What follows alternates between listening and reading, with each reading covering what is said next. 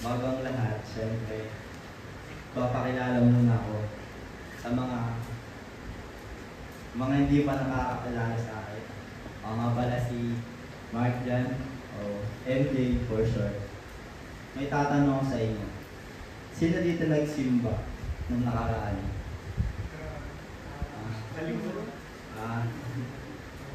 Ang gospel is about sa tunay na kaibigan. Meron ba kayong tunay na kaibigan? Tunay ba talaga yan? O baka eme-eme lang yan? Ano ba talaga ang tunay ng pagkakaintindi nyo sa kaibigan? Kasi para sa akin, ang tunay na kaibigan ay katulad siya ni Jesus na nagsakripisyo at handang gawin ang lahat para sa kanyang mga kaibigan. Handa ba kayong magsakripisyo? Sakripisyo para sa mga kaibigan nyo? May isa pa akong tanong. Nakanasan nyo na bang maghintay?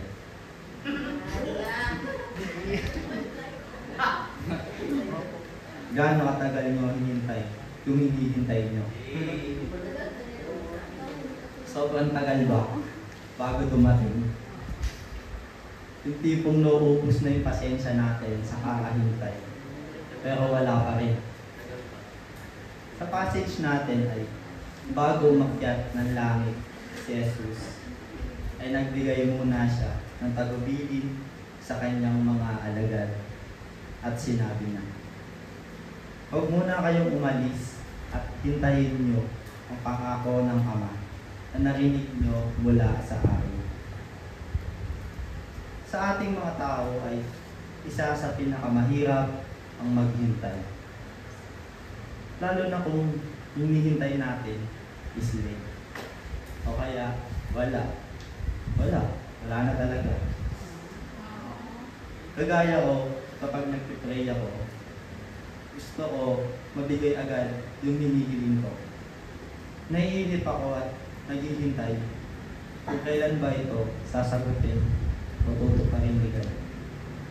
Kasi doon naman talaga tayong mga tao eh. Gusto lagi natin mabilis, in hurry. Ikaw nga gusto mo pag nag-chat ka, gusto mo may reply agad. God teach us to wait upon the answers of our prayer. Kaya maghintay tayo at tutuparin ng Diyos ang kanyang mga pangako sa atin. Teka, ano bang mga pangako yun? Ito ang pangako ng pagbaba ng Holy Spirit na sila ay bibinyagan sa pamamagitan din mismo ng Holy Spirit. Kaya nung napaisip ako, kung babalik si Jesus sa langit, paano na ang mga alagad na may iwan niya na talagang nagmahal at nagtiwala sa Kanya?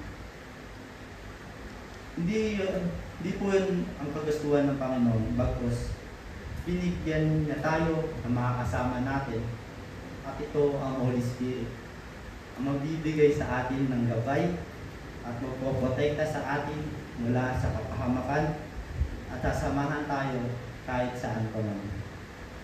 Sa panahon man ng kasiyahan, kalungkutan, at lagi siya nandyan para sa atin at magpapaalala kung gaano nga ba kabuti ang Diyos sa atin. Sabi rin sa passage na binigyan tayo ng kapangyarihan sa pamamagitan ng Holy Spirit. Kaya tinawag na templo ng Holy Spirit, ang Holy Spirit ay templo ng ating katawan o buhay. Dahil nasa atin na siya, pinagkaloob siya sa atin ng Diyos.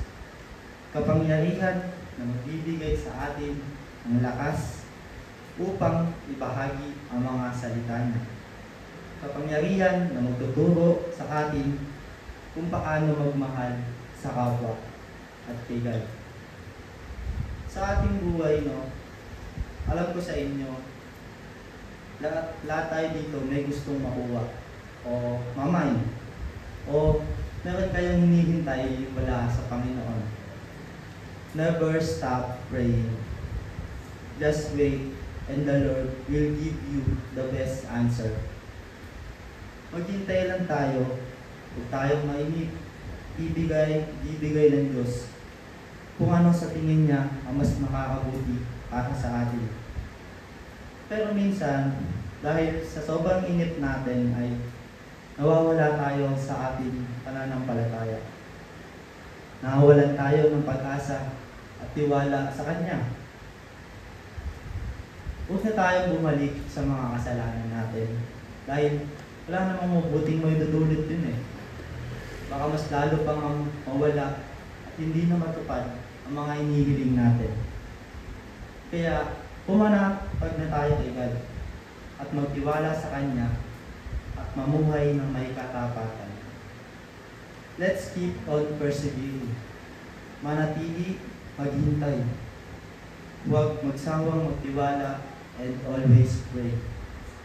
I believe that I shall look upon the goodness of the Lord in the land of the living. Wait for the Lord. Be strong and let your heart take courage. Wait for the Lord. Hindi lamang paghihintay ang pinapahiwatig sa atin. Ano bang sabi rin sa passage? Ano bang tinutungahan nyo? Ano bang tinitignan nyo? Malinaw na mayroong pinapagawa si Jesus sa kanila. Dahil ang mission natin ay nasisimula na. Kailangan natin pagpatuloy ang buhay. Pagpatuloy ang mission. Tulad natin ng mga young missionaries sa Biblia. Ang mission natin ay bahagi ang Word of God sa kapwa natin. Binabahagi niyo pa ba? Nagagawa mo pa kaya ang mission? Kahit gaano kahirap man yan, ay patuloy pa rin tayo sa ating ginagawa. Dahil binibigyan tayo ng Lord ng kapangyarihan, nagbigay sa atin ng lakas upang magawa natin ang ating mga mission at iyon ang Holy Spirit. Maging witness tayo sa pagmamahal ng Diyos. Maging witness tayo sa pagmamahal ng Diyos na tayo mismo ang nakakaramdam. Ipadama din natin ito sa ating kapwa, kaibigan man yan o kaaway, ay bahagi natin sa kanila na tunay at dakila ang pagmamahal ng ating Panginoon. At yan ang tunay na diwa ng pag-akyat ni Jesus sa langit. Kaya kung nakakaramdam kayo ng pasakit, problema, pagsubok, remember our lives don't end in hardship. We will also feel joy and relief because of God's love for us. Sa second reading naman ay pinapahiwatig sa atin ang pagkakaisa o unity.